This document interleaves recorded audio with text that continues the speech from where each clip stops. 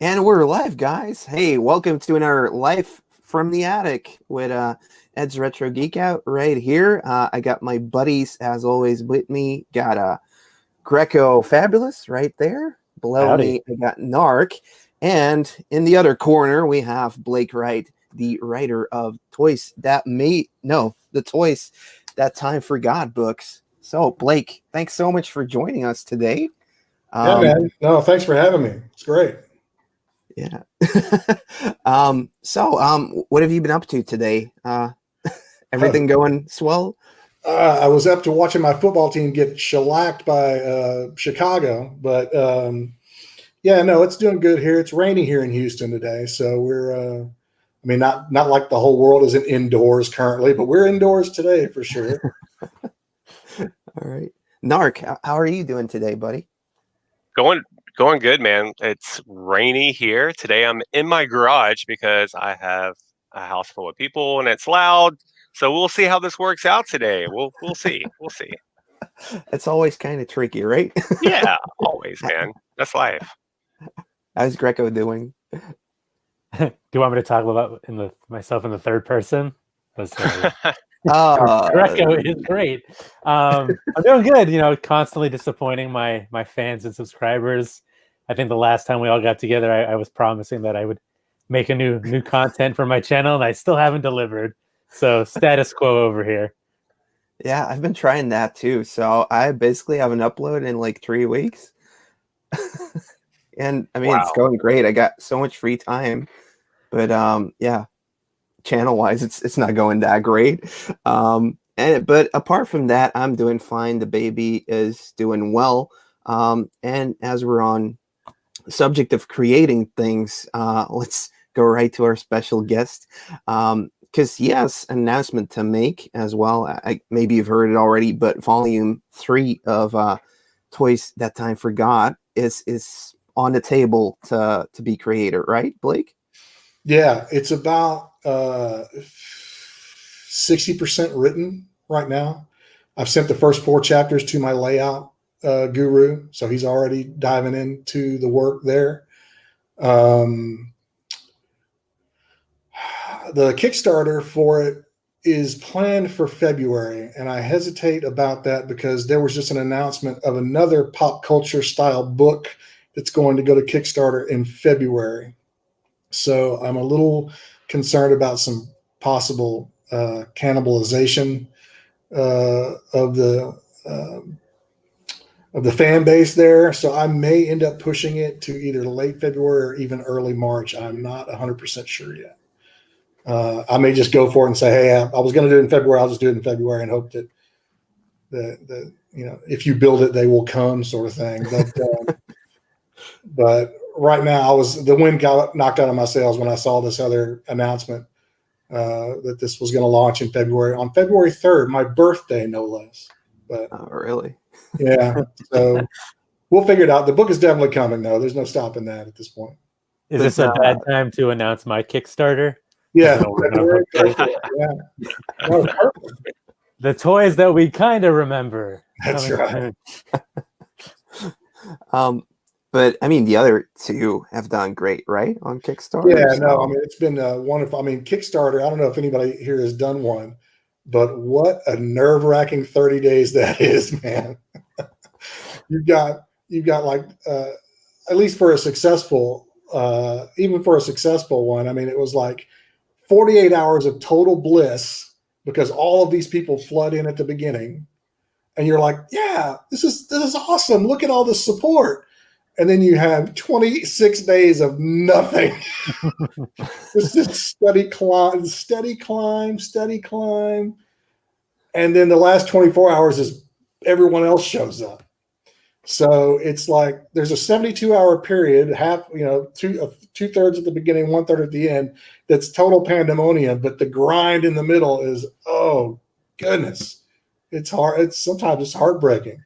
So by the time you announce it on Kickstarter, is the book like 99% done, or is it still dependable on, I'm pretty good now. it depends on the Kickstarter whether I'll finish it or not. Because Yeah, no, for some projects it is like that, you know. Yeah, and that's never been the case. I was always going to finish them. The first book was finished when I went to Kickstarter. It was done. Okay. I was just ready. I was just looking for the money to get it produced. The second book was only about 60. I was about where I am now when I did the Kickstarter. And I told myself I wasn't going to do that again. That was because that took longer. It took longer to pull that one together than I had originally hoped. But this one is going to be as close to done as I can get it before. I at least want it to be in the proofer's hands because I've got a team of proofreaders that go through and try to catch all the mistakes. So if come February, March, whenever it is, I can, put on my Kickstarter video that the book is done and it's in the proofreader's hands. That's what I would like. Okay. Awesome.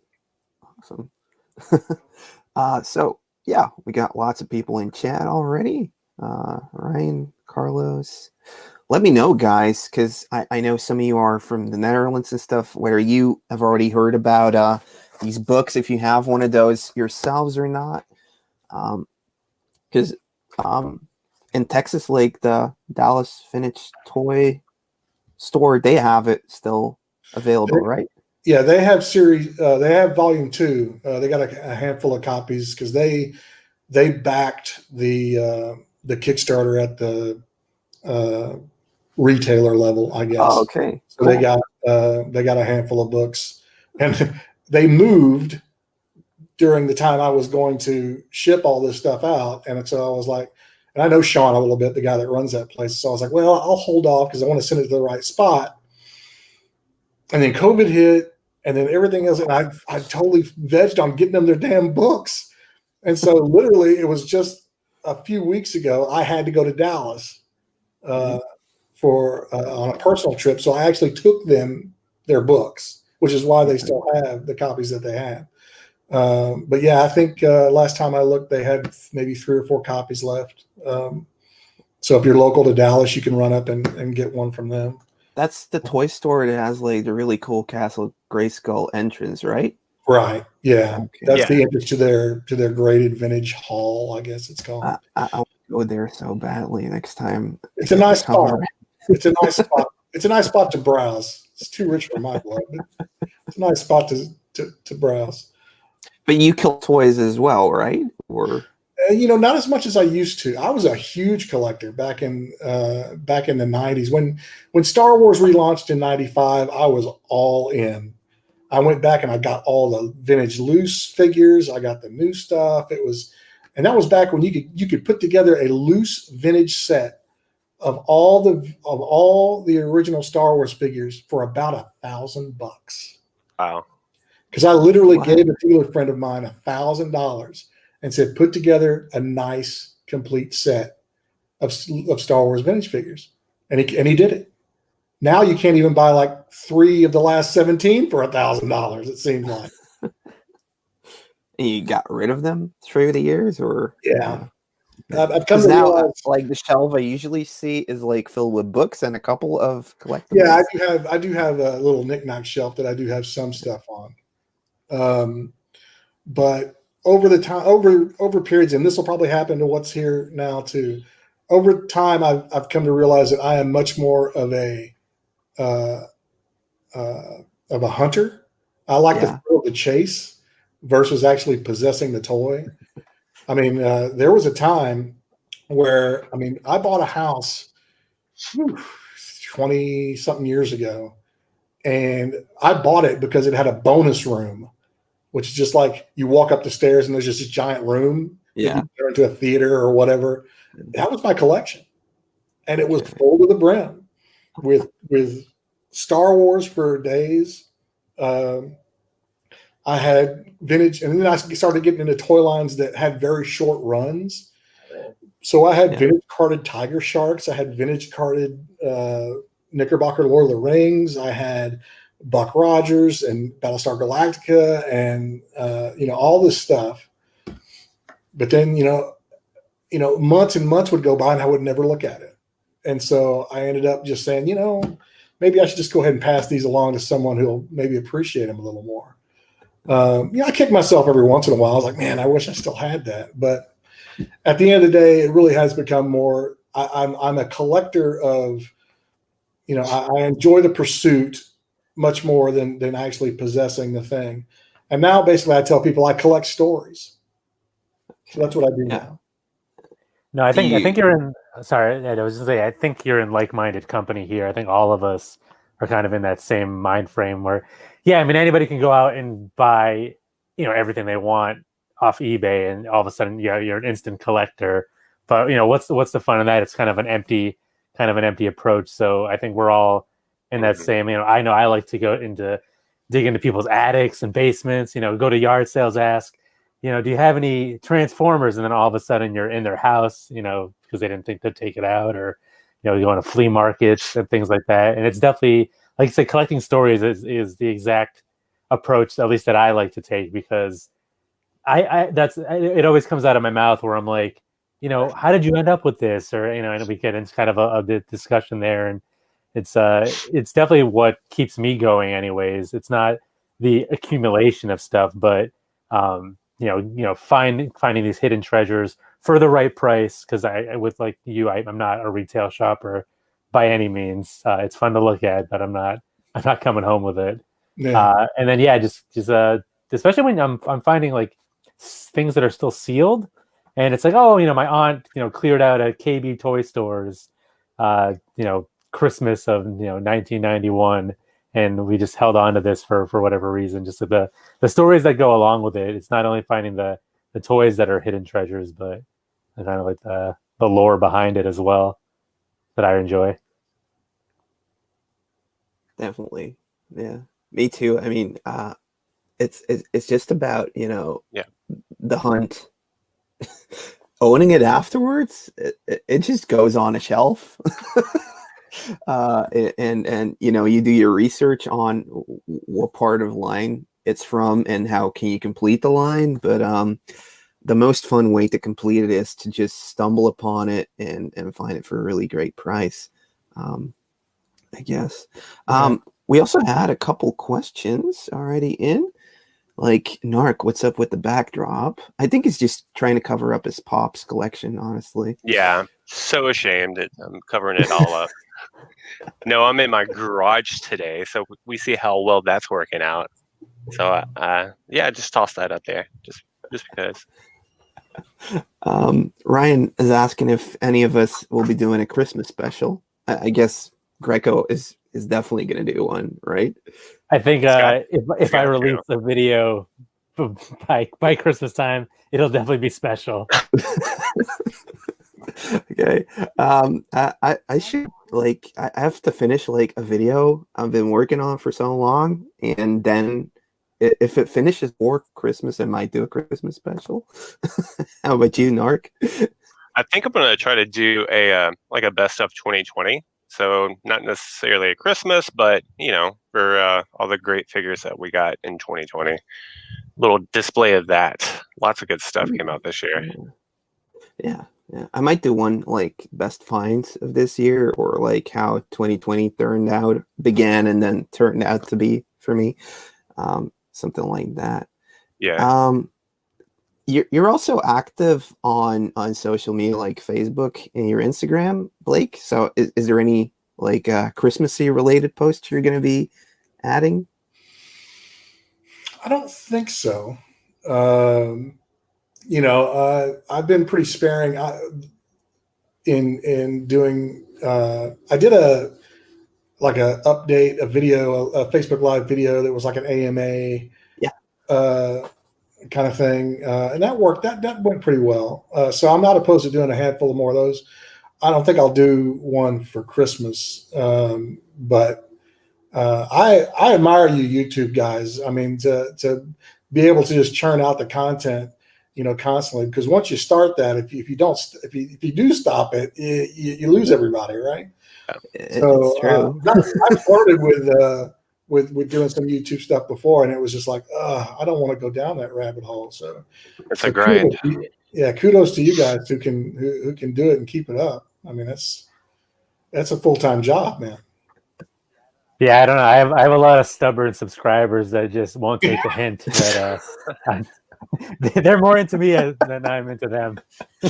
I don't know. I've like ever since like my channel started taking off, I've been just shooting myself in the leg by taking 3 weeks off every month and a half.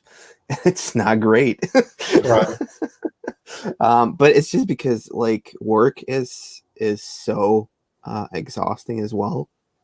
So it's usually just like, because like that's like the next thing I want to talk about. Like when I do a video, sometimes it's like 6 hours of work, sometimes it's 25 hours of work. How about a book? Because I mean, it's not something you write in like a couple weeks, I guess. No, you're right. Basically, hang on, I lost you. Oh, there you are. The process, gets drug out over the course of several months. Occasionally, I'll get on a roll and spit out a lot of content over like a 2-week period, and then there'll be 3 weeks where I just can't put a single word on a page that I enjoy. So I have to walk away from that. And there are other obligations as well. So I have to work the book into when it fits with with my other work schedules. Cause I got a lot of things I have a lot of things going on around me usually. But I will say that, this book, the one I'm working on now, volume 3, has had there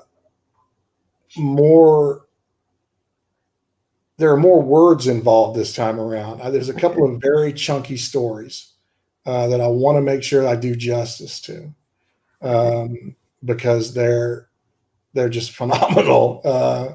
And I, to go out on the World Wide Web these days and type something in and see absolutely nothing on these particular subjects come up, well, then you're okay. Well, if I'm going to be the initial public outlet for this, I want to do it right. So I know that there's going to be a couple of pretty challenging chapters. I think I teased on social media a couple of days ago that I have basically, I think the longest chapter in any one of the books so far has been Turtles, which was in volume 2, and that was, I think, 16 pages. I've got a couple of 20 pagers working right now that aren't, that's not Turtles. It's actually, one line no one's ever heard of, and I've got 20 pages on it. So that's, that's pretty awesome. I'm always like searching for unproduced stuff to put in my videos. Yeah. And I don't want to like, I end up a lot into like interviews even before, or like get links to like the book. And I'm always like, I don't want to put stuff in that you already talked about. And then when I got the book, I was like, oh, he's spoken about so many stuff I've already featured in my videos, but it's just the same thing that gets recycled.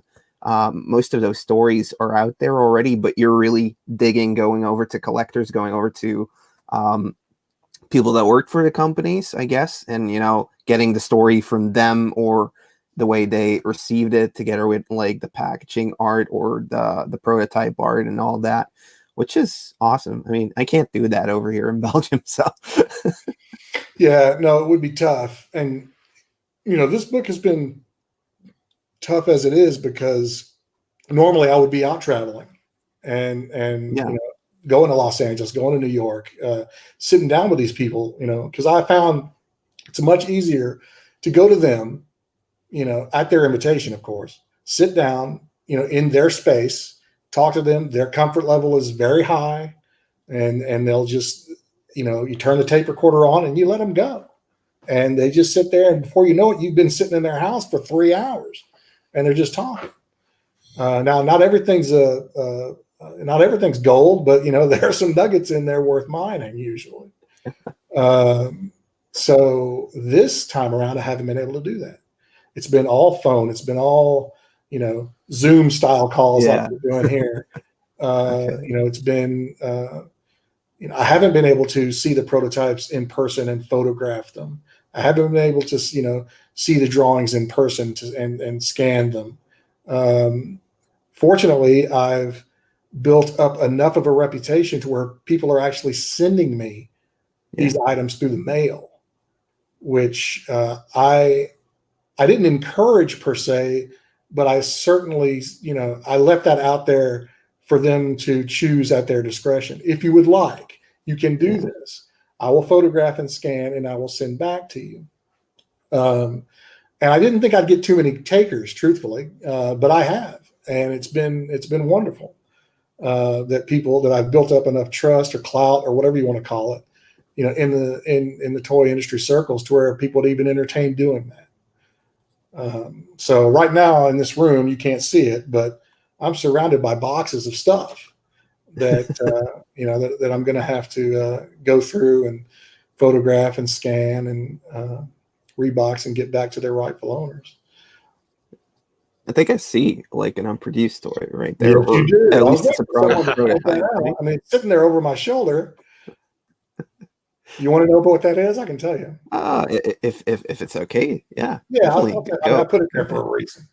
Yeah. That is a hard copy from a television show, a very short-lived television show that was produced by the Jim Henson Company called Bratz of the Lost Nebula. Okay. It aired back in the 90s. Like I said, it was very short-lived, much more popular in Canada than it was in the States. I think the States only got maybe the first 3 or 4 episodes aired, and then they pulled it. Canada got all 13 of the original episodes, and actually was hungry for more because it was popular up there. And Hasbro had the toy license, and they prototyped the entire cast, including my friend over here. He's called The Shock, I think is his name. If you go, you can look it up on you can see clips on YouTube. I don't think you can watch full episodes. I think someone said that it landed on Roku not that long ago. I don't have Roku, so I can't watch them. But it's puppets, so it's Henson, so it's puppets. It's kind of anime influenced. But they look more robotic. Yeah, this guy is kind of part fleshy, part robot. There are some other guys that are kind of the premise of the story. Basically, there's these 5, I think, or 4 or 5 orphan aliens that all band together and are fighting this power that basically ravaged each of their homelands. So they've kind of gotten together to fight the bad guy, each of which basically separately, but has orphaned them, So I've talked with the guy that worked on the line at Hasbro. I talked to Dan Clark, who was the creator of the show. I talked to Matt Britton, who was actually the head of Henson Creature Shop when that show was filming. Got some good insight and got a box full of prototypes sent to me in the mail so I could photograph. That's cool. Is it like, because you said now you've built a reputation, but you were already kind of known in the toy fair crowd. The first book, was that like also just hanging on the phone with people, or did you already get like invites to come and check out some prototypes? Yeah, or was the first book more of like you looking at known prototypes and talking about it without getting the stories beforehand? Yeah, I mean, the internet's a wonderful source for a lot of information when it comes to unproduced toys. There's also I went into a buying frenzy on eBay of old Toy Fair catalogs. Yeah, which are also quite the resource for unproduced stuff. Sometimes that's the only photographs you'll ever see of that stuff. The good example there is the Tribes line from Hasbro from 1990. The only place you would have seen that, prior, I don't think there was a lot on the internet, but it was in that 1990 catalog. I just got approximately 200 of these, and I think Lee's something else catalog. Right. But there was this guy in Belgium, a really big Mego collector, and he just had all of these action figure digests and what is it called? Lee, the action figure toy, that thing. So he had them up for sale for 50 cents each. And just had to go pick them up because, I mean, research-wise, that's going to do wonders, obviously. Yeah, Tomart's was actually really good. Is a really good source for unproduced stuff, especially out of Kenner Hasbro, because they're in Ohio, or they were in Ohio, where Kenner was, and a lot of times they would take prototypes up to Dayton, which is where Tom Tumbush, the guy that was the publisher there, where his offices were. And I met with Tom once before he passed away, and trying to get him to open up his archive to me because I wanted access to all his Toy Fair, because they would go to Toy Fair every year and snap 1,000, 2,000 photographs, and they only publish a dozen of them, or 2 dozen of them. Indeed. So, I've been trying to look up Toy Fair pictures, but nobody has them. Yeah, no, they're tough to come by because especially when you're talking anything pre-digital camera, you're just hoping that they have, 3x5s or there was no. I used to say there was nothing more exciting than for me to come across a big stack of Polaroids, because you're like, oh, this is like the whole, something from the 80s. And you're flipping through. I mean, they're crappy quality, but that's it. That's what you had. Yeah. So, were there any juicy rumors or stories that they weren't substantiated enough, so you had to leave them on the cutting room floor? It's got to be hard, right, to kind of because we're talking about things that weren't produced, so that the evidence of their existence isn't always there. So I guess, how do you draw the line between reporting something new but also making sure it's factual? Yeah, I mean, the thing to do there is you got to talk to as many people as you can, because you talk to 4 different people, you're going to get 4 different stories, but there will be common threads throughout them, and those are the ones I tend to pull on. When they all say at least 1 or 2 things the same, okay, you're pretty safe there. Let's use that as a jumping off point and see what else they can recall. Remember, and also you got to remember, if these guys were 30 years old making toys in the 80s, well, they're 70 now. Yeah. So, and one of the other pushes for me to do this is that we're going to lose these guys. We've already started losing these guys. So if you don't get a microphone in front of them, those stories are gone. So, so that was another one of the incentives that I really was like, okay, well, I want to see this book, so I'm going to have to be the one that does it. I can string a couple. I mean, like I said, I've been a journalist. I went to college, have a journalism degree, and all that good stuff. So I can string some sentences together. So let's go. So that was the whole motivation, or one of the main motivations behind doing Volume 1, because it was a book I wanted to see, and I knew if I didn't do it pronto, some of this stuff was going to be lost to time.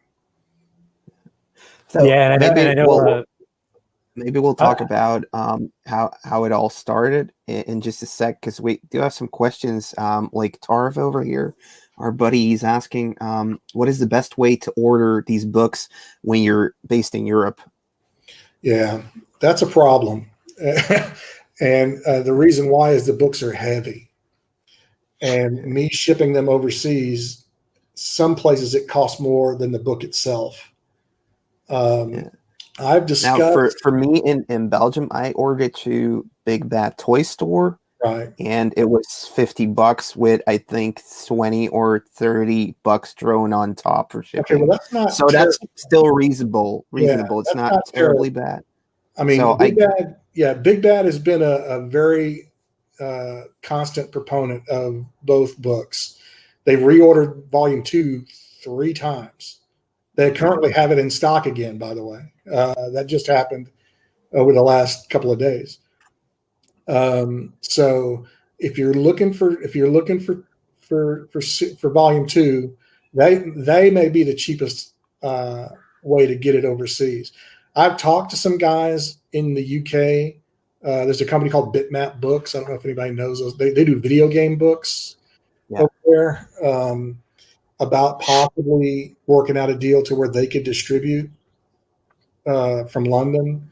But it's a lot of these companies want more than I'm willing to give when it comes to things like that.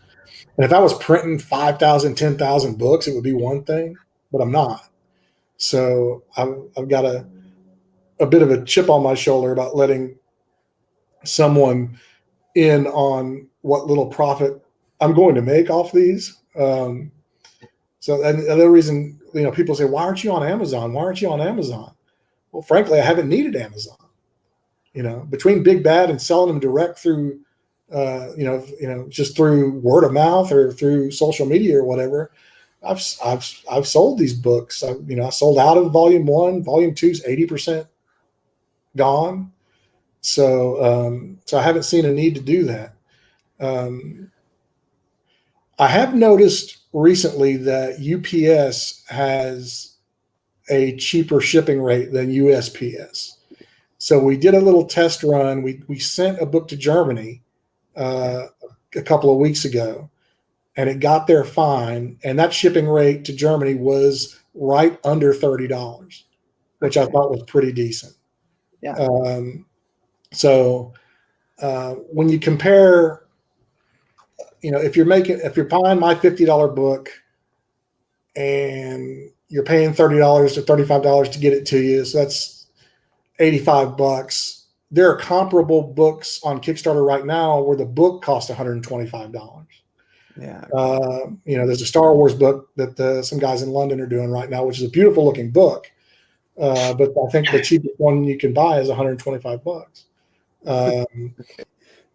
So there's I'm hoping that I bring enough value to the proposition to where that extra shipping charge isn't, this is something that customers are willing to deal with.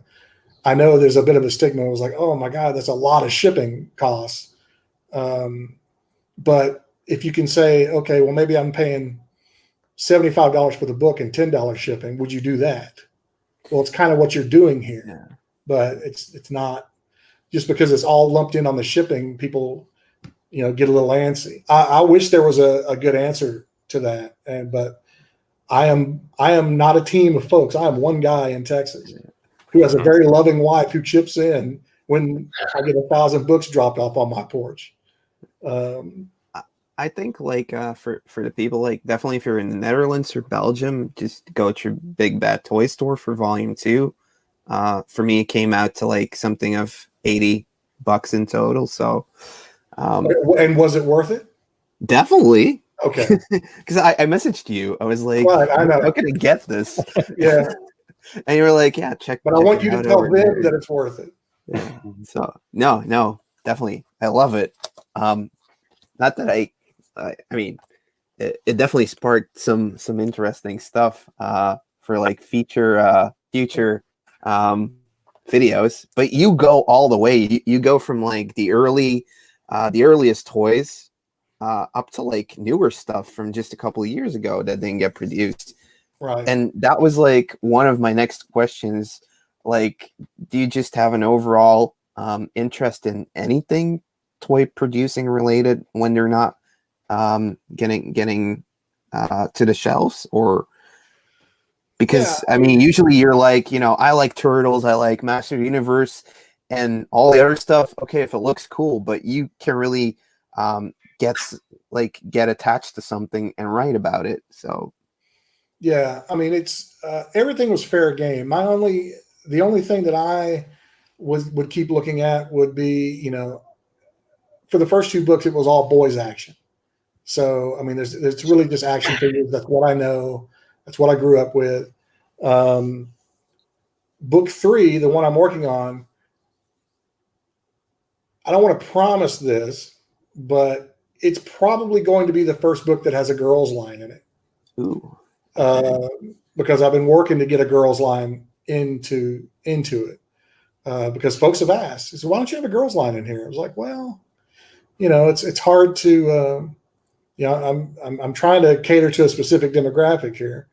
But I was able to find, instances of a girls action line, that was put out there, but didn't do well, and never got off the ground. So I was compelled to investigate, and came up with some fairly compelling stuff. So I'm going to try to get it in the book. But yeah, I think this, the third book, I think starts, the first line I talk about is 1980. The last line I talk about is 2013. Okay. So only 7 years ago, as it stands right now. And I think those two are pretty much locked in. That's the way. Everything else will fall in between. Now, I know you're focusing on unproduced toys, but are there any produced toy lines that you wish weren't? Which weren't produced? That you wish weren't? Yeah. I imagine there's some lines that some toy companies wish they didn't produce, for sure. I mean, it's interesting because, there's a line that I'm writing about in volume 3 that was kind of not pursued because another license came into the company and they ended up making the toys based on this license, which I will tell you what it was. It was Congo. Oh, yeah. Oh, yeah. Yeah. And Hewitt Kenner wants to take that one back. I imagine there are a few. As a toy line, it didn't do very well, and it wasn't the greatest looking line. But a lot of those Kenner mid 90s movie tie-in toys were just like not hitting it out the ballpark. Yeah. I mean, they had Robin Hood, and they were having their struggles, which is why everyone said, "Well, can we do something with Star Wars?" And then 95 comes and everything's better. Now, have you ever thought about like covering unproduced like Kickstarters for toys, like a really cool idea, but it never got funded? The last chapter in the second book is a Kickstarter. Okay. Yeah, I talked to way to do your research, Craig. the guys at Warpo. Okay. Who did the Cthulhu line, the Legends of Cthulhu.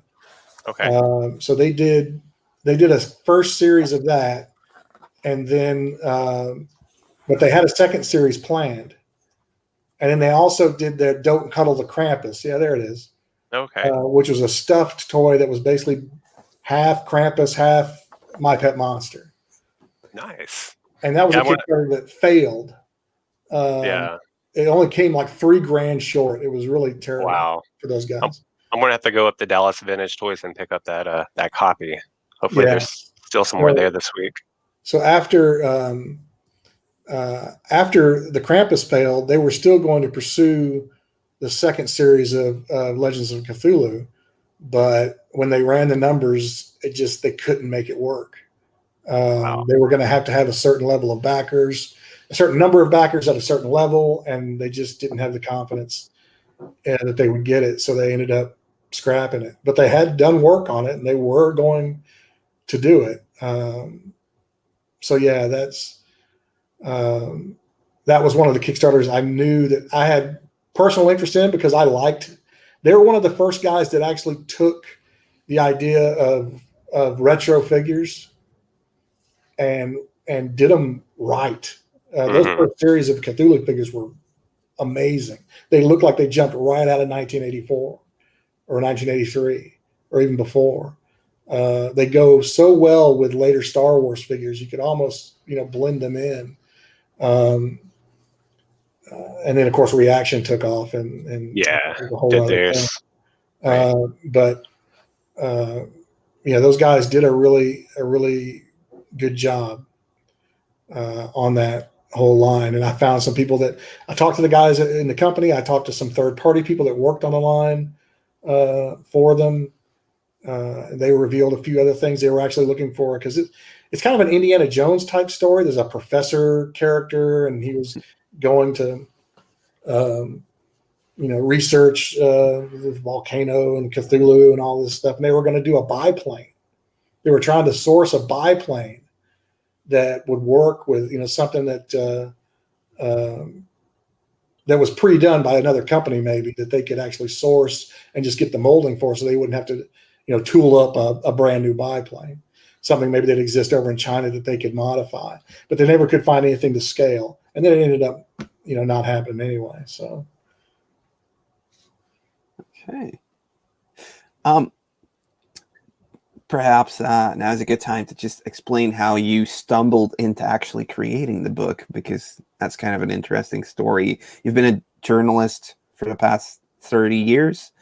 And almost 30 years. Yeah. So I'll tell the whole story. I'll try to get through it as fast as I can. Back in 2008, I started a guitar blog called What's That Dude Play?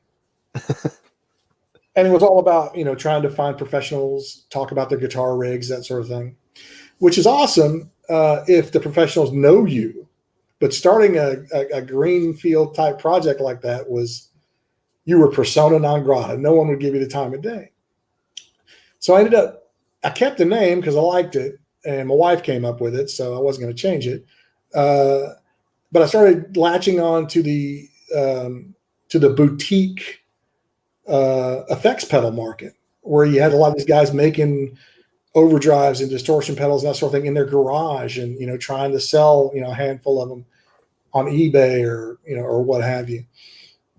So I got that blog lasted for 4 years, and it got a lot of traffic, and slowly but surely I did get to talk to professionals about their guitar rigs and that sort of thing, and do Q&As and what have you.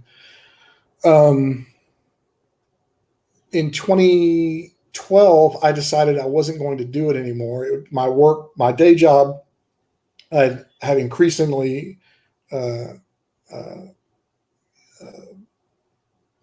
I had an increased amount of time that my day job was impacting what I could do on the side. So I said, okay, I'm not going to do this anymore.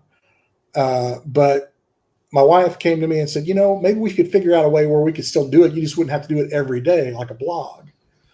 And so we came up with the idea. This is right when digital magazines were coming into vogue, to where, you could go on the internet and flip through a flip book and zoom in and zoom out, and everything was interactive. And so I was like, well, maybe we could do one of those, and we do it as a quarterly. That way I wouldn't have to work on it constantly.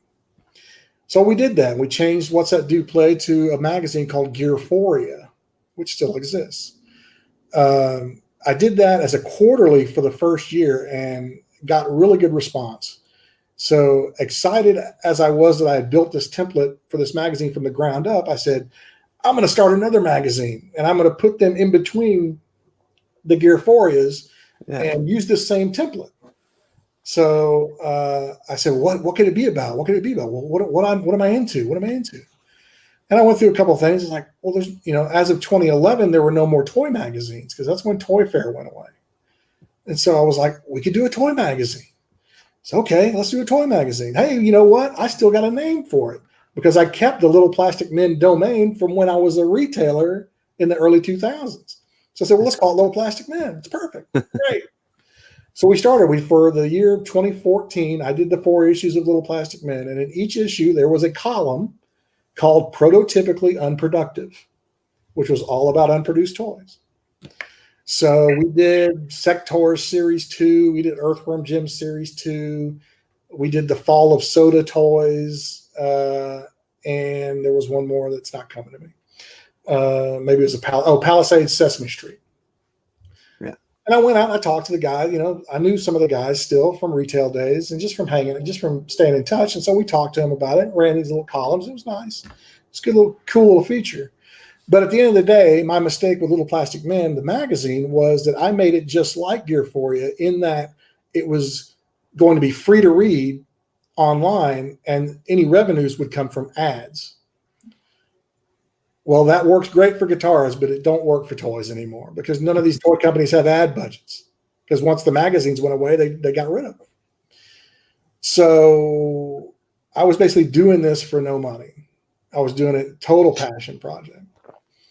So at the end of the year, I decided, well, I can't keep doing it like this. So either we full on switch everything up and make it a pay thing to where you would pay $10, $15 a year for the 4 issues, which would mean, redoing the website. And back then it wasn't quite as easy as it was now to, put a pay window up and all this stuff.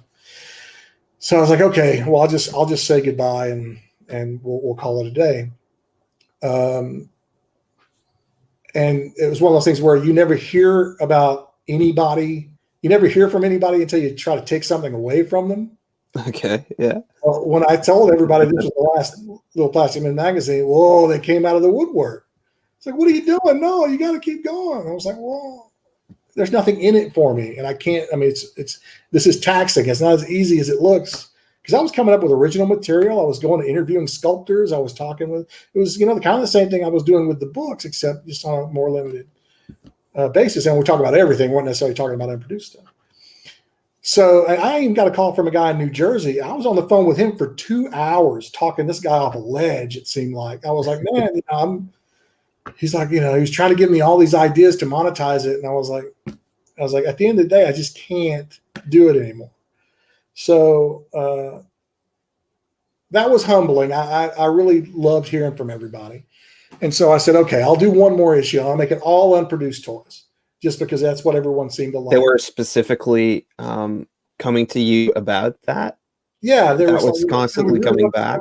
Yeah, we really love this unproduced thing, blah, blah, blah. So, and now we get word of mouth just from friends who would read it, here in Texas. It's like, man, that was a pretty cool story you wrote about. I didn't know that about, sectors or whatever. So I'm like, okay, so I'll do one more. And when I started poking around really deeply on the internet into the unproduced toy thing, I was like, man, because there's a lot of this material out there. I don't even know how. This, and some of it really deserves to be more than a PDF on the internet. So I was like, someone should really write a book on this. This is really interesting stuff.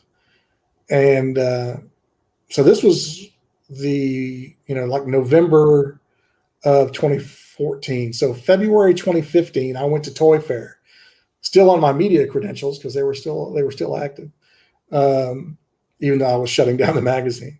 And I dummied up 20 pages of what a book might look like on an iPad. And I went around to all of my toy contacts and basically showed it to them and asked them to talk me out of doing it. So I took it to Randy at NECA. I took it to, Brian Flynn at Super 7. I took it to, the guys at Mezco. I took it to Carl Aroni and his group at Playmates. I took it to everyone I could, anybody who would let me show it to them. And the response was overwhelming. They were very excited about it and wanted to know, what they could do to help, which was kind of shocking when you think, you're trying to get these companies to basically talk about their failures. Mm-hmm. Yeah. But there comes a time when, a lot of these things are so far in the past now, the sting is worn off, or even those people who were involved with it at the time aren't even with the company anymore. So, so I came home to my wife and said, hey, looks like I'm writing a book. And that started it. And then we took it to, it took me about 2 years off and on. We took it to Toy Fair. We took it to Kickstarter in February of 2017 and got funded like on the last day for volume 1. And that started the whole thing. And, I called it volume 1 because I didn't want people to think, not because I intended to do any more, but because I didn't want people to think that this was all of it. Yeah. This is the total. Like it was definitive. Yeah. This was not the definitive thing. This is just a sample. So so immediately, once people started getting it in their hands after the Kickstarter, they were like, "Where's volume 2? Where's volume? This is called volume 1. Where's volume 2?" So, that's what basically egged me on to do another one and another one. Now that I'm doing 3. So yeah, that's how it all started. I guess on that topic, do you think there is a finish line when it comes to these stories? No, Oh. not at all. I could do 10 of these books. I won't, but I could. And then you work on it for 2 years, and off and on 2 years, and then you release it and you wait for like the feedback. Sure. Because like when we do a YouTube video, you make it in 1 or 2 weeks, you get it out there, and instantly you see the comments pop up. How is it for a book to get released like that and hear the feedback or get called in to do interviews about it? Was it instantly successful for you, or? Yeah, there was nothing like when I was when the first book was being produced. I got a call from the guy that manages the production for me, and says, "We're going to send you the proof copies. Where are you going to be?" And I was actually in Nashville, Tennessee, because I was going to be going to a trade show for the music magazine. Yeah. And I said, "I'm in Nashville." He goes, "Okay, we'll overnight him. What's your address? Where are you staying?" So I got him, and I was sitting in like a lobby of the place we were staying, and this FedEx box in front of me, and I opened it up, and there were like 3 copies of this book that I'd worked 2 years on. Yeah. And I picked it up and I ripped open they were cellophane. So I ripped open the cellophane, and guys, I'll tell you, man, there is nothing quite like that feeling to have the physical embodiment of something you poured 2 years of your guts into, and then you're holding it in your freaking hand. And I flipped through it, and I immediately saw all the warts.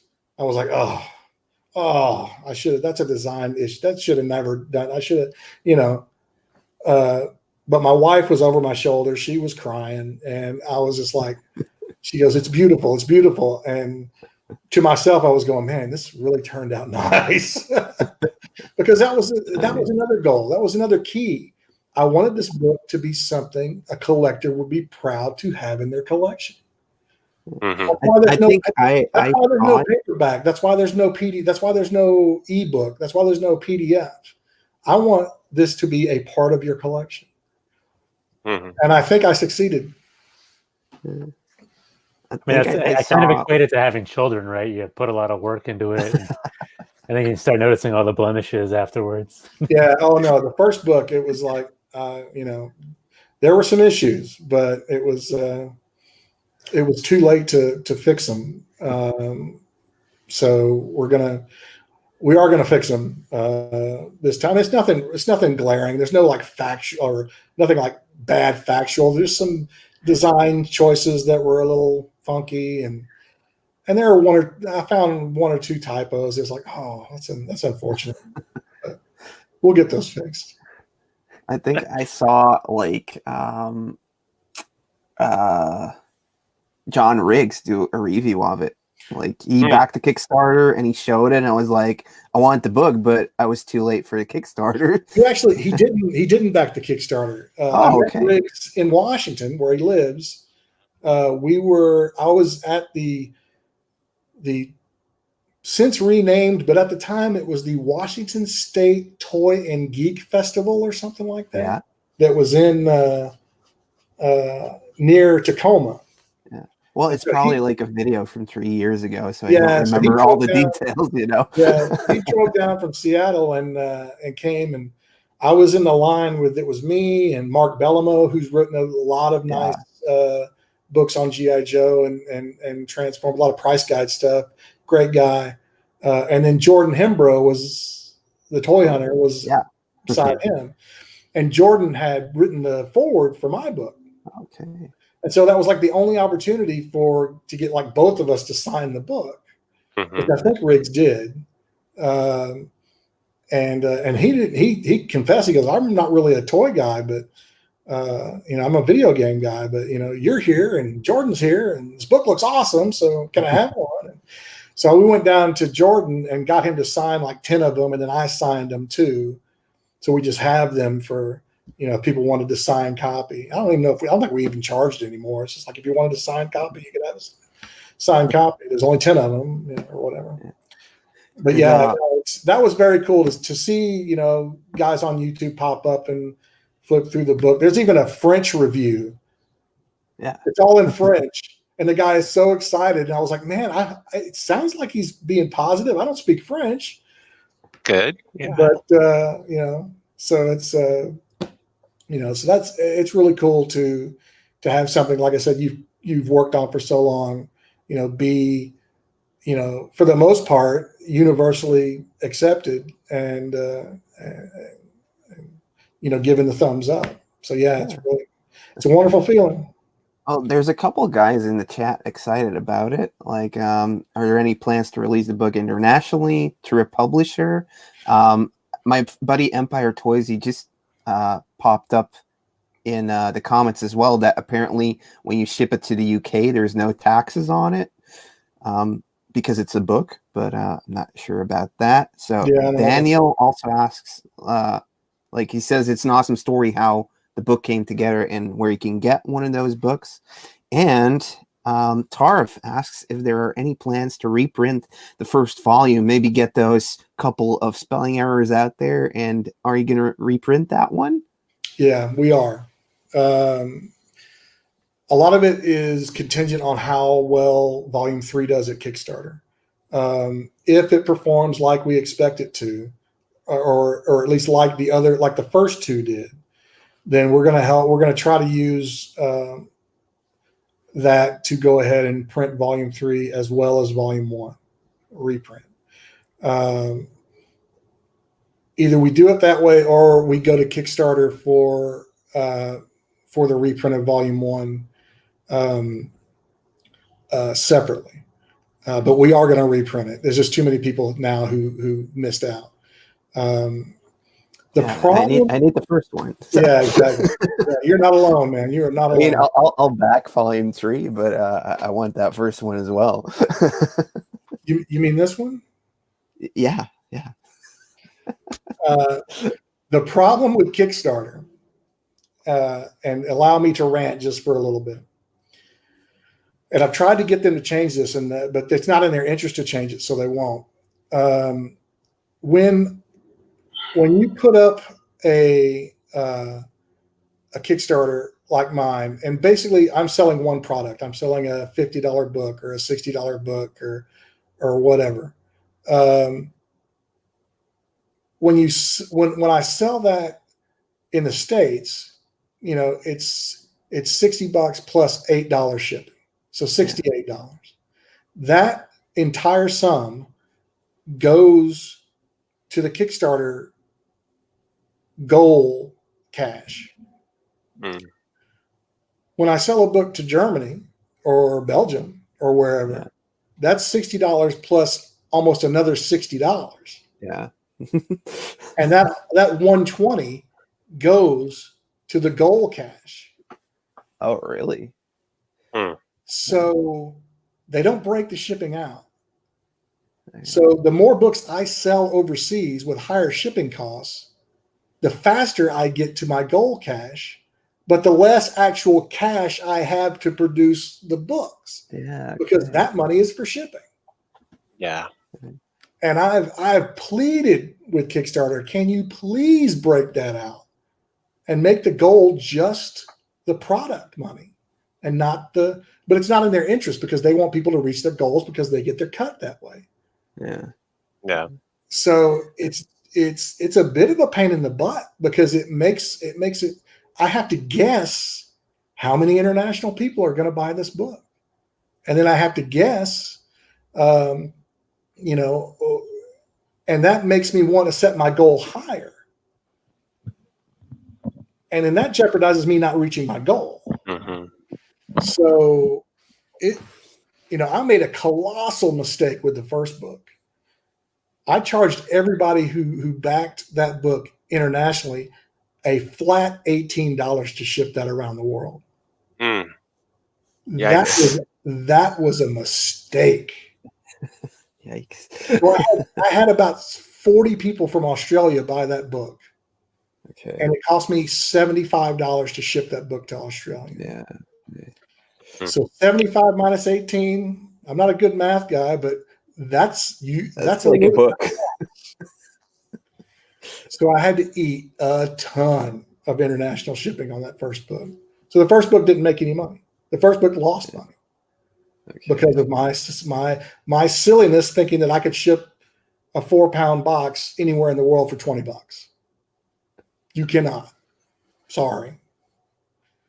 So I didn't make that mistake with the second book, and I lost some people because of it. Because I put in the description of the Kickstarter, right, and not even towards the bottom. It was like in the middle. I said, everybody, please, may I have your attention?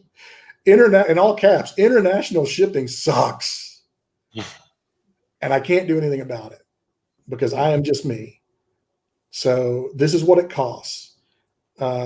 It may be a few dollars over what it actually costs because I have to go buy boxes from Uline. I got to buy bubble wrap. I got to buy tape. I hadn't charged anything for my time because me and my wife boxed all of those books up together and sent them out ourselves. We didn't have any procurement people. We didn't have any fulfillment people. It was us.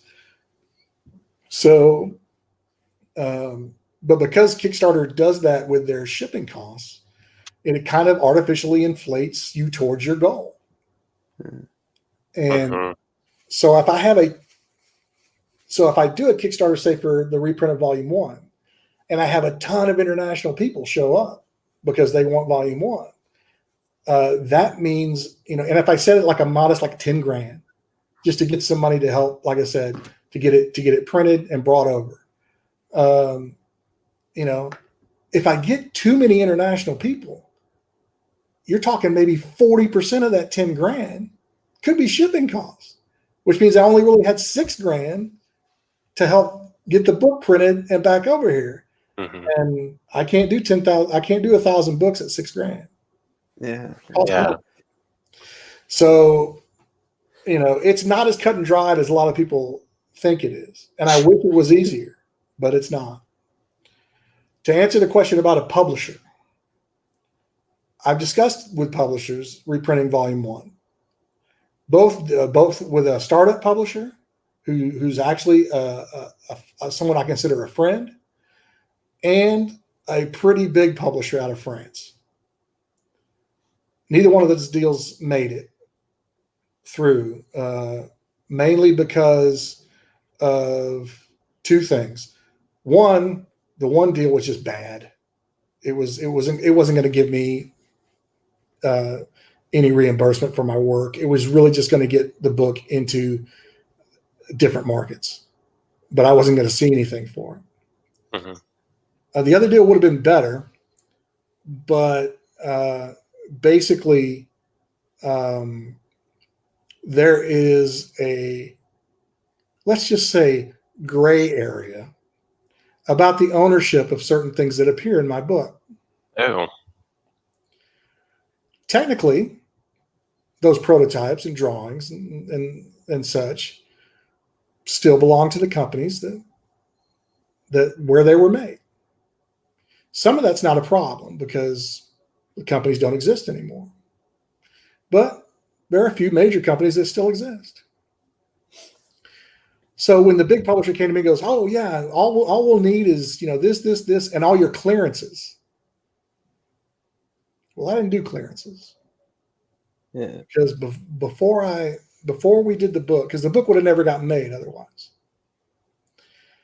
So before I did the book, I went to I talked to a ton of people, everybody I could who had published with a publisher or with Kickstarter or with whoever. And I asked one very simple question. I said, is it better to ask for forgiveness or permission?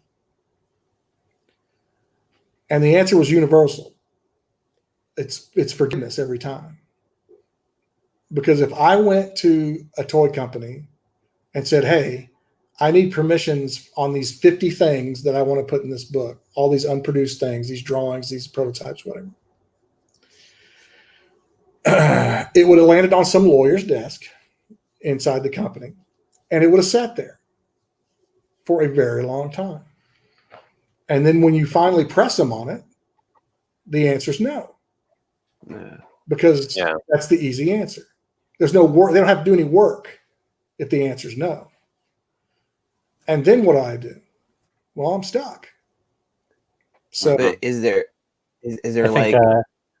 I think Ed's going to ask for forgiveness when he steals the content of your books to make YouTube videos. Sadly, he wouldn't be the first. I have asked you about stuff, right? Yeah. When I figured out, when I figured out you were the source of some stuff, I did ask. So it's a gray area. I mean, a lot of these prototypes are now, and these drawings are now in the hands of collectors. So, my argument is, well, why did you let this stuff go out the back door in the first place? If it's truly yours, why aren't you out trying to reclaim it right now? So, given those things, and how far does it go back? Like, if they don't use it for a couple of years, do they still own all of it? Because they paid a sculptor or somebody creative to create it. Is it theirs or is it the sculptor's, sort of? Well, also, it all depends. When you think about an IP like Toxic Avenger, Toxic Crusader, is it Playmates? Is it Trauma? Who ultimately gets to claim that? Yeah, nobody's doing anything with it, Yeah. So, it was one of the things where, it killed the international deal with the because they were like, no clearances. We can't publish without clearances. And I said, well, I'm just one guy in Texas. I said, if you're a big company, go out and get the clearances. You've got to have some interns there. Have them go get the clearances, and we'll do this book together. But never happened. So, as far as where you can get the book right now, Big Bad Toy Store has Volume 2 in stock. I still have Volume 2s that I'm happy to ship directly. So you can go to my Facebook page, which is facebook.com/Toys That Time Forgot, all run together. And there's a pin post that'll let you know how best to get a copy direct from me. Yeah. Awesome. Is that all the questions? There was one more. I think so. Like about how to get the books. Yeah. And then there's lots of people just going on that I'm just going to do my episodes reading from your book right from now on. Like I said, there's been at least one instance where that was the case, not with you, with someone else who did. They were just reading. He was telling a story about a certain thing that appeared in Volume 1, and he basically just recited. He would say, the story goes blah blah blah blah blah. Well, the story was from Toys That Time Forgot Volume 1. But and he represented the story he was telling as something he had discovered, which rubbed me wrong. And at the end of his video, he put up a copy of the book and said, if you would like to read more about this sort of thing, here's a book that I recommend. Well, why would they want to read more? You just told them exactly what's in my book. And he did use pictures, and he did source the pictures to the book and everything, but it still just, it wasn't quite. He should have said in the story he was telling, according to Toys That Time Forgot, blah, blah, blah. I would have felt better about it then. Or even if he would have reached out to me, it's not like I'm hiding. I'm on I'm on social media. Reached out to me beforehand and said, hey, I want to do this thing with your book. How best do I do the sourcing or whatever? I just happened to find it on, I don't know if someone pointed it out to me and I was just like, oh, well. So I was bad for a little bit, but I got over it. Yeah. I mean, I think like because I knew about the book, and then I started doing the videos, and they did pretty well. So I continued doing them, and I ended up popping onto like interviews you did. And I remember like you were like pretty like okay with me doing those type of videos, so I reached out to you. I mean, and we were talking about like the Bucky O'Hare stuff that got unproduced. Right. I mean, and you like lent me like a PDF of that thing, but I was like, I'm not gonna pop it on because like nobody would have an incentive to buy the book that like show everything that's in it, you know?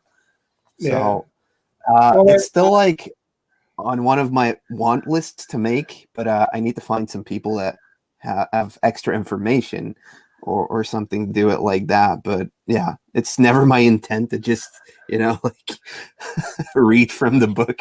Yeah, you know? No, and I don't think it is. And I enjoy your unproduced toy videos. And I don't pretend to have any sort of iron grip over the whole unproduced world of toys. I mean, crap, trust me, there's enough to go around.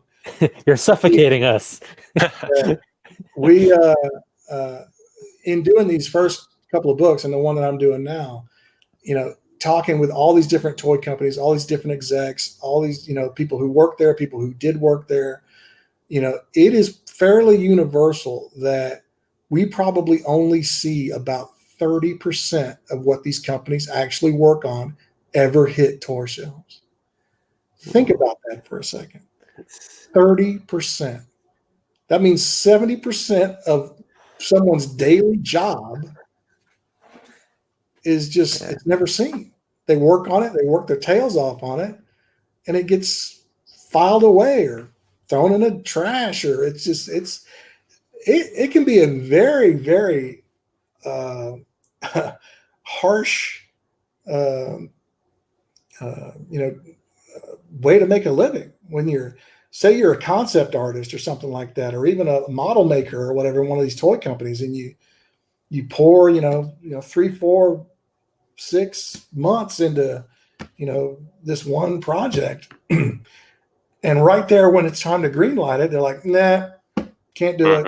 And I imagine it's no different in places like Hollywood, or working on a show that you're going to do, or a movie or what have you, that, you're right up to the point to where, okay, hey, let's go. And they're like, no, don't have the money for it, or license crapped out, or the cartoon they were going to make or the movie they were going to make got canceled. So there's no point in doing the toys or whatever. And there are plenty of instances of that for sure.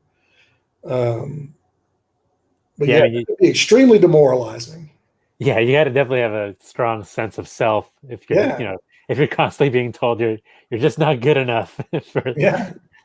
I was doing a live stream with Tim Clark, I think a month ago, and he told me that as he was working on you also covered these toys, the Dark Crystal toys. Yeah, he was working on that for Hasbro or Aviva. He would also get asked to come in and sculpt stuff for G.I. Joe, but they would ask him, sculpt a leg or sculpt like an arm, and we'll use it because Hasbro didn't want any of the sculptors to own like a complete one in order to have the molds get out of the stuff that was actually. So that's like okay, you're a sculptor, but just give me legs. Just give me the leg. It's so weird. Yeah, and I think there was a bunch of G.I. Joe guys that just did portraits. They just did the heads. Yeah, and they would get, back in the day, you could get $4, $5, $6 for a head. Really? That's pretty good. That's a pretty good chunk of change. Not the case anymore, but back in the day, you could do well if you churn out a bunch of 1-to-1 heads. I'm pretty sure that was all done. The heads weren't done 1-to-1; they were done a little bigger. I'm just thinking of something else. But yeah, I mean, for a lot of these sculptors, that'd take nothing to do a portrait. Just done. Yeah. Mail it to them. Where's my check? That's awesome. Pretty cool. Yeah. Have you ever thought about like doing like your own type of show or getting into anything like that, like Toys That Made Us, but with your take on it, with what you do? I can't talk about that. Next. Oh, Spicy. Craig, you're on to something. Feeling No, it has its appeal, It does. and I have taken a meeting about that before, but there's a lot of competition out there right now, especially in the toy space. I mean, a lot of people would say that, well, now's the time to do it because there's, obviously there's some popularity there. Let's get it going, blah, blah, blah. And others are saying, oh, it looks a little crowded right now. Maybe we need to step back and all this stuff. And, I'm pretty good friends with Brian Volkweiss, the guy that does the Toys That Made Us and A Toy Store Near You, which, by the way, the Toy Store Near You, the second season starts on Christmas Day. And my book is prominently featured in the episode 8 or something like that. Nice. When they're at the Bat Cave. If you go look at the trailer that's out right now, they used the book in it a couple of times. It was like, hey, there's my book. That was kind of awesome. We have a local shops that's going to be on that. Right. A show based on my books would run into the same problem as far as clearances is concerned. Right. We would have to get now we wouldn't be it wouldn't be I don't think as difficult coming at these companies as, number one, now an established book series, number two, attached to a production team who can say, okay, yeah, we're going to make this show, and your products, are going to get mentioned. Your company is going to get mentioned. So I think there could be a little more incentive for like Toy Hunter had Unproduced toys featured, but those were LJN, those were Kenner toys, obviously. Yeah, but then again, Kenner toys got popped into Hasbro, right? Yeah. So I mean, it wouldn't be totally foreign to have a show based solely on that. Yeah. I don't think we would run into clearance issues when it came to that sort of thing. But I don't know at the same time. I mean, we'll see if something ever gets going on it, then we will definitely be crossing that bridge. So I'd love to do it, but it's just a matter of, I mean, we've got right now logistics issues because of COVID. I'm in Texas. The team that would likely do it would be on the West Coast or the East Coast, so there would be some. Yeah, we would do as much as we could like this, but there would be a time where we'd have to all be in the same room, putting something together. So, not out of the question, but I don't want to get tied up in something like that while I'm still trying to produce quality books. Let's put it that way. Sure, that's awesome. We have some more questions. Apparently, there's the Toys That Time Forgot website, but it looks like a vintage store. So that's not attached to you, is it? Okay. The toy store in Canal Fulton, Ohio is called The Toys Time Forgot. Okay, yeah. My book series is Toys That Time Forgot. Okay. So they're very close. And I've had plenty of crossover where people have tried to sell me used toys because they think I'm a store. But send them our way. If you're ever in Canal Fulton, by the way, stop into that store. It's amazing. Okay. I've been there before. But yeah, no, the book itself doesn't have its own website. I never set one up. I think having to deal with the guitar website and some other stuff, just, as long as I could live without having the book have its own website, I was going to keep going with that. I do own toysthattimeforgot.com. Yeah. And I also own unproducedtoys.com, but I haven't got anything with them. Empire Toys asks if there's any Power Rangers mentioned in the books. There are no Power Rangers mentioned in the books. Okay, there we go. But I have no doubt there's unproduced Power Ranger stuff. I think there's like some dolls, like actual like Kimberly and Trini. Is she called Trini? A good rule of thumb: if you ever see a series 1 of anything and you never see a series 2, trust me, there is something out there that's series 2. Okay. Because the way the toy industry works with the lead times that are necessary to get products to shelves. If Series 1 is out, Series 2 is being actively worked on because they have to do that regardless. That even if they don't know if Series 1 is going to be a success, it's just there's always new stuff on the table in order for it to continue. Yeah, there's at least drawings, if not preliminary sculptures. So if you ever saw something that was, that only had 1 year and then it went away, there's a really good bet there's some unproduced concepts for a second year, sometimes a third year, depending on how much belief they had in the property. You've also worked into the books, toys based on video games. Have you ever thought about talking about unproduced games? The question that also pops up. There's any canceled or unreleased games making it into your books, or is that too far out of your comfort zone? Well, no. I will say that the original plan to follow Volume 3 was going to be a book about unproduced point-and-click adventure games from the 80s, 90s, and 2000s. Sierra stuff? Or Sierra, Lucasfilm, everybody else. It was going to be called Mist Adventures. Oh, yeah. I did a ton of work on it, a lot of interviews, a lot of digging around. I came up with some really compelling stuff, and then basically got told that Disney would have my nuts if I did it. Oh, yikes. So I stopped working on it. It's really a shame too, because it was going to be pretty cool. So I think what will end up happening with that, I still want to do it, but it's not necessarily something I want to do and then know that it can never be released. But I think what I will end up doing is doing a fairly extensive outline of what I want to do.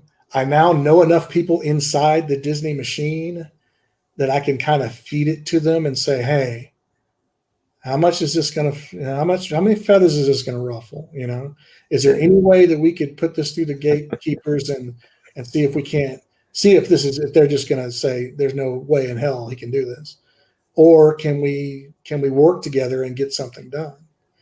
I mean, I never thought, I've been able to pull some things off in my life that I never thought was possible. One of the things that I'm really, really proud of that not a lot of people know, because it was hidden on What's That Dude Play towards the end of its run, is that I got to interview Dr. Teeth and the Electric Mayhem. What? It was I went through Disney and I told them what I wanted to do, and they said, okay. And so it was prior to that first reboot Muppet movie coming out with Jason Segel. And I interviewed Dr. Teeth and Electric Mayhem. Now, I didn't do it in person, but I did it with the players who play those characters. And it ended up being a Q&A that we worked into the website. And then I actually republished it in the very first issue of Gearphoria because one of the puppeteers had just passed away. So I did it as a kind of commemorative thing to his memory. But yeah, I mean, at the time, What's That Dude Play was still, I mean, it never got to be this huge website. So the fact that I was able to pull that off, it was just amazing to me. and it read so funny. It was so funny. And, I got to ask them their influences, blah, blah, blah, all the stuff you would ask a classic rock band. It was really, really cool. So, that kind of gave me hope to where, never say never. Sometimes you can pull some stuff out. Now, had I come up with this book prior to the Disney acquisition, I probably could have done it. It probably would have been a lot easier. But to do and then someone said, why don't you just do the book without Lucasfilm stuff in it, without LucasArts stuff in it? I said, well, that's half the book. I mean, a lot of it. Yeah. Yeah. I mean, they were, integral in that whole point and click genre, adventure genre. So I can't leave them out. There was a book done in 2008 that's kind of hard to find now, but it was called Rogue Leaders. Yeah. And it was all about the history of LucasArts. And it was sanctioned by Lucas because he wrote the foreword to it. And in that book, they mentioned some of the unproduced stuff. You remember it was several years ago when all of these logos from all these Star Wars games that were never done popped up online. I mean, there was like a dozen of them. Star Wars 1313 and all these other. That came once that book hit, those because those logos were in that book. That information came out to the public. Yeah. So it kind of was made public. And so the book mentions some of the unproduced games, but it doesn't really show anything from them. Well, I have, information about those games, not in the book, and I have visuals. So would really love to do it. But it's just a matter of, will I be able to? I think I've convinced myself I'm at least going to try and see how hard the clapback would be. I would gobble it up. I love those point and click adventure games. I actually tuned into I think Ron Gilbert was did like a live stream that had a little bit of a the 30th anniversary of Monkey Island. Yeah. I tuned into that. I had dinner with Ron in Seattle a couple of years ago. Oh, awesome. Yeah, it was. I mean, I had lunch with Al Lowe that day. I had dinner with Ron Gilbert. I had drinks with John Knowles. I mean, it was we were up there, and it was during the time I went to the that Washington Geek Festival that I met Riggs at. We stayed up there for like 5 days, and I was doing all these interviews. I was doing the signing for the book for Volume 1, but I was doing all these interviews for the adventure book, and because that's basically Sierra disbanded up in Washington, and so a lot of the guys didn't move very far away, and some of them are still in gaming. Al Lowe still does freelancing gaming. John Knowles works for Xbox. Gilbert still does his own thing. He just did that Thimbleweed Park game that a lot of people were excited about. So, man, I'd love to do it. It's just a matter of being able to pull it off and Disney saying, yeah, sure, why not? Yeah, if you need help pushing it through, just feel free to name drop me. I think it'll get you pretty far. Yeah, man. I appreciate it.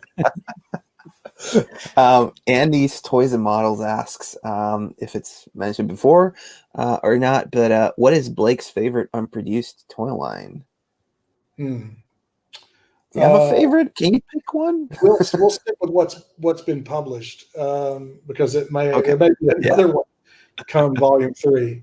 But the one line that I was extremely excited to find out ever existed was Krull. Because I love that movie as a kid. It was just the right amount of cheese but it was the Star Wars meets Sword and Sorcery meets the blend was so wonderfully bad but wonderful all the same. Had a iconic weapon. I mean, it was so toyetic, to borrow Bernie Loomis's famous phrase. You had Cyclops and a cool weapon and these stormtrooper like guys, and there was freaking horses that spit fire from their hooves, and a villain that was masked by a bunch of jelly on the lens because they ran out of money and couldn't finish his costume or whatever. But it had all the aspects of being a really cool toy line, and the fact that that never happened, I was always curious about that, because that was during, Empire Strikes or Return of the Jedi was coming out the same year, and toys were peaking. Mm-hmm. Well, turns out there was a toy line being made for it, but the company who was doing it, hit its own problems with financial straits and ended up getting bought by Hasbro. But the day that I held a Kroll, hard copy prototype figure in my hand was the day that I never thought would ever come, and there he was in my hand. And I was like, this is amazing.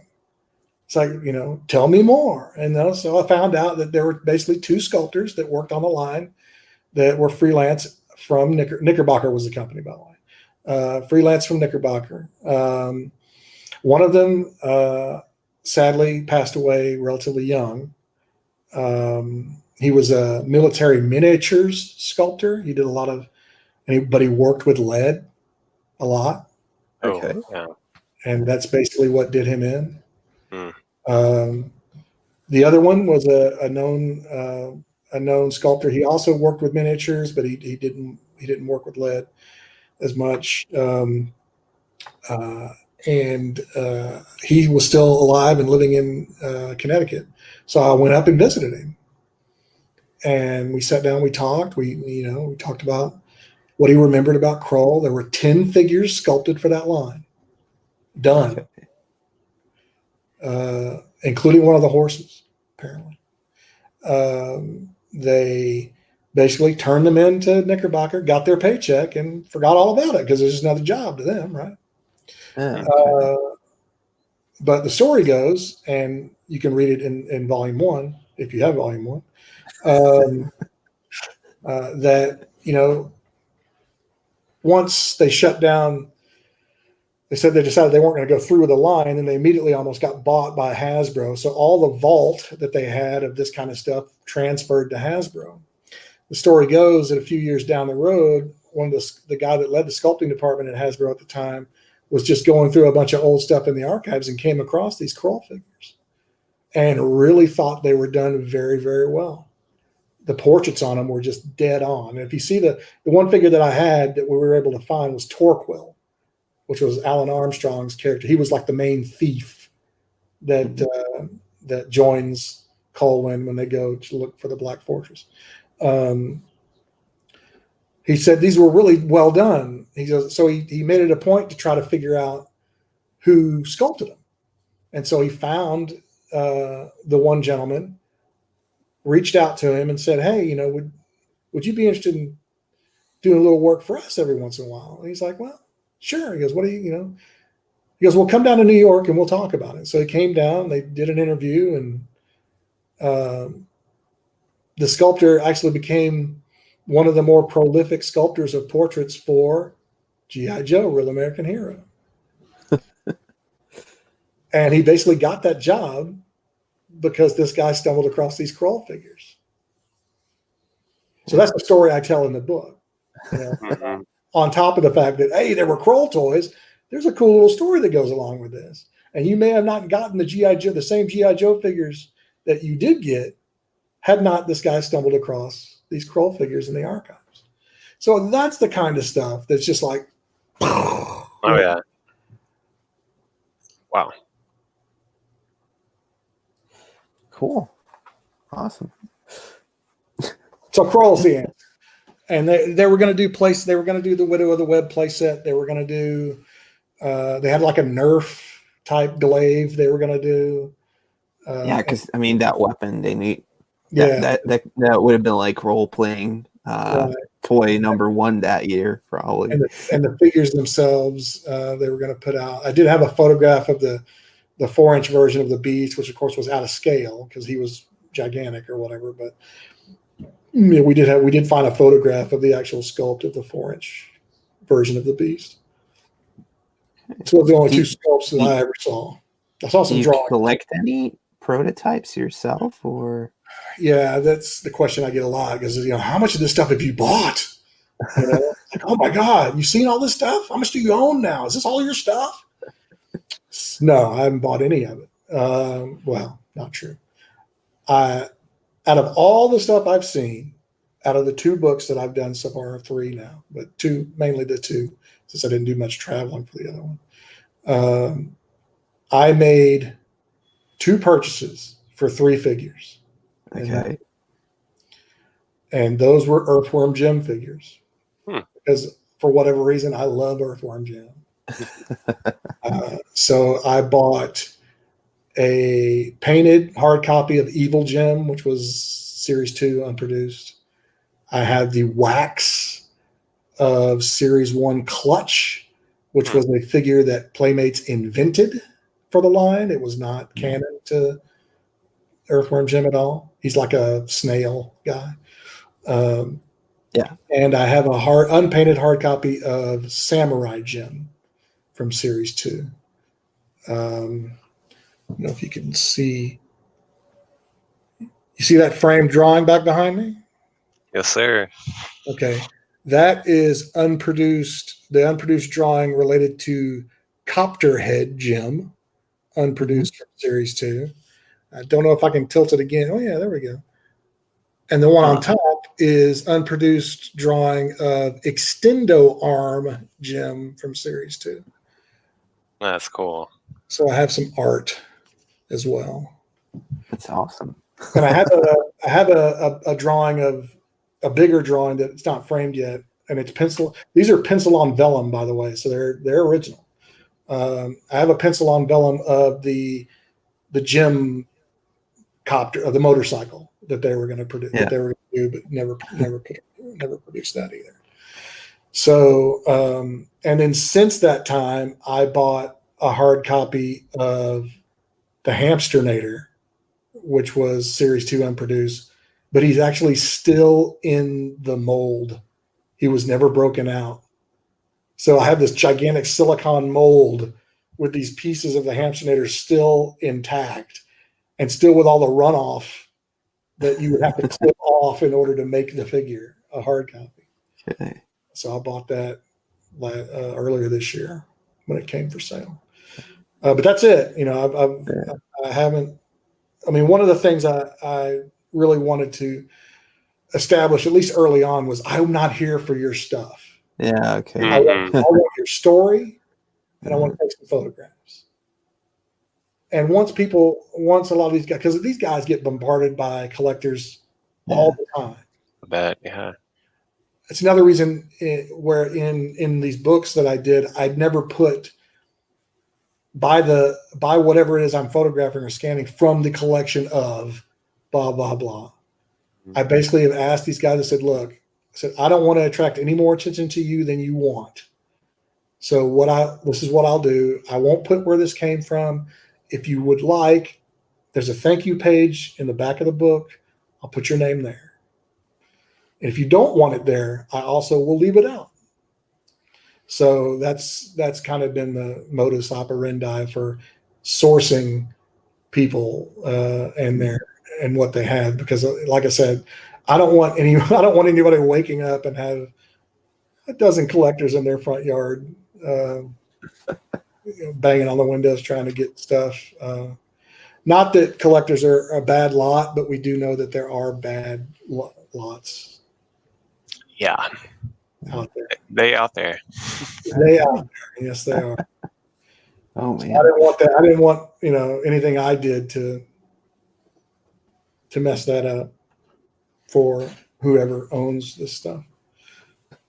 So we've passed like the hour and a half mark on our live stream. And yeah, we kind of like rounded up just around that time. But yeah, Blake, thanks so much for talking to us today. Yeah, it was amazing. It's nice to hear all the stories behind them, and it's great to hear that we'll be able to get a volume 3 around February. The Kickstarter is it's going to start for that. February, March, Volume 3 Kickstarter. Hopefully we'll be able to get the book, and hopefully the book will be done around that time as well. That way we can get it proofed, laid out. Well, it will be laid out, and then to the printers, and then hopefully back by, I think, late summer is usually the target. Because I mean, you never know. I just saw. Did anybody see the picture of the container ship that lost all its freaking containers this last week? Oh, No. I didn't see that. Not pictures. I've heard of it. I didn't see Nightmare. pictures. That just my heart just fucking sank when I saw that. Just thinking that could be my books. Unfortunately, but apparently there are some toys that are being affected by it. But hopefully we'll get them back late summer. I can get them out, disseminated early fall, and then hopefully around the same time, if we can do them in tandem, we will do Volume 1 reprint at the same time. They're already asking for a Volume 4. Ryan is like, I really want to know, will there be a Volume 4? Not immediately. I'm going to step away from unproduced toys for a little bit. Basically, what I've said is, I promised after Volume 1 was a success, I promised to do 2 and 3, and then I was going to take a break. But at the same time, if Volume 3 is an overwhelming success, it'd be kind of hard to just walk away from these things as long as people still want them. So if Volume 3 gets the right push and the redo of Volume 1 gets the right push, then it may change my mind about Volume 4. Right now it's not in the cards. I have another book project that I'm trying to get off the ground, as well as I'm also working on an animated pilot that has nothing to do with toys. Something that I've been wanting to do for a long time. And this other book is still toy related, but not unproduced toy related. I've also been approached by some people who have been interested in possibly getting me to write a book about their certain subject matter that they're in control of, let's say. Cool. So there's a lot of moving parts. All of it can happen or none of it can happen. It's just a matter of lots of projects. No shortage of things going on. That's awesome. Got to keep busy during these increasingly strange times, right? Mm-hmm. So, true. Nark, what do you have coming up in the next couple of weeks, buddy? Let's see. I'm working on 3 videos right now. Like what? Yeah, halfway done, all half done. So I was going to get something out Friday, but it didn't work out. So expect a video on Monday, Wednesday, and Friday. So I'm doing that Goodwill series, 30 Days of Goodwill. So that will be next Friday. And then I have a toy hunt videos come out Monday, and then like a sponsorship video on Wednesday. So yeah. Nice. Get it out there. What about the Grekster? All right, are you Grecking anyone this week? Well, I just got Greked by my kids, so I'm going to teach them some internet etiquette. I don't know. Should I keep teasing people? I have the setup all ready to go for a YouTube video, and since we're right around the holidays, I still haven't told the story about how I got that sealed Turbo Man figure. I think that would be pretty timely.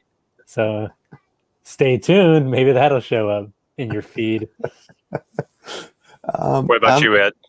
I'm trying to finish a video on like TMNT food stuff, which I did film, and I just have to edit it, but I have too much work. I know. Man. On Tuesday, I'm also appearing on Lil Kong Gaming's YouTube channel for a little live stream. But yeah, next week I'll upload like a decent video, hopefully. It should be happening soon. So yeah, I just need to take like a holiday from work, honestly. So yeah, that's pretty much it. And yeah, video should be coming back on my channel. And yeah, Blake, you're working on lots of stuff, but any last things you want to mention to all the people watching? Where can they find you on socials? And once more, Kickstarter starts in February, right? Yeah, that's the idea. So social media on Facebook, it's facebook.com/toys that time forgot, all run together. On Twitter, I am at Blake_E_Wright. And on Instagram, it is at Toys That Time Forgot, all run together. So volume 1 reprint coming next year, volume 3 coming next year, volume 2 is still available through Big Bad Toy Store or through me directly. I also still have my exclusive Toxic Avenger reaction figure available. Awesome. It's addressed to Melvin Ferd, if you can see that. Yeah, Melvin. Trumbull, New Jersey. But I have my own colorway. It was exclusive to the Kickstarter. He is the slime variant, so he's translucent green. Oh, that's awesome. Very cool. Why do you have to show me that? Now I want that. So these are still available. Awesome. It's $25 for the figure, $5 shipped. So $30 domestic, and it's $40 international. Ooh, okay. It might be a nice Christmas present for me. Yeah. So still got those. Working hard on volume 3. It's easy to say because it's the thing I'm working on right now, but it's my favorite one. Just because my goal in all this was to really show people something they had never seen before. Mm-hmm. Yeah. And gentlemen, I'm getting ready to show you a lot of stuff you have never seen before. Well, you got me excited. So it's awesome. Just, we did enough. I do, we still have the line extension stuff, where it's an established property then that just didn't have a third or fourth thing come out, but it was actually under development. But there's a lot of stuff in this one that died prior to getting out, and some of it is just crazy. There's at least one property that I'm going to talk about in this book that deserves its own book. Oh, wow. Okay. I haven't talked myself out of not doing that either. Because it's so mind-boggling to me. Okay. And I hope everybody enjoys these books as much as I enjoy making them. Because if you look at the first book, I dedicated to my wife. The second book I dedicated to toy lovers everywhere. Yeah. This third book's just going to say, this one's for me. There you go. That's great, man. Good. So this is the one that has the most Blake in it, I think is the way to look at it. I really wanted to get like popular properties into the first books. Star Wars appears in both books that I've done so far, and wasn't slated to appear in the third book until about a week ago when something happened. But I still don't know if I'm going to do it just yet. Okay. But it's Star Wars, so you can't really ignore it. So who knows? Star Wars may make it in yet again. But I'm having a blast, and I've told my wife and told my friends over and over again, if something would have happened to where these books or the first book or any of these books couldn't have made it out for whatever reason, like it got shut down by a lawsuit or what have you, I would not regret a minute I've spent talking with people, learning their stories, meeting. I've come out of this with so many new friends. people who I'm not even covering, any toys they worked on, but I'm still, invited to their houses and we had dinner, and it's been an amazing ride, and it'll be a little sad after volume 3 to walk away from it, but we'll see. Okay. That's awesome. what I got. Awesome. That's awesome. Well, and then we're going to end the stream. So thanks so much, guys, for watching. And we'll see you in the next videos. Be sure to check out everybody's channel and Toys That Time Forgot. Blake Wright's books. Check him out. And we'll see you soon. Bye. Bye, everyone. Later. Adios.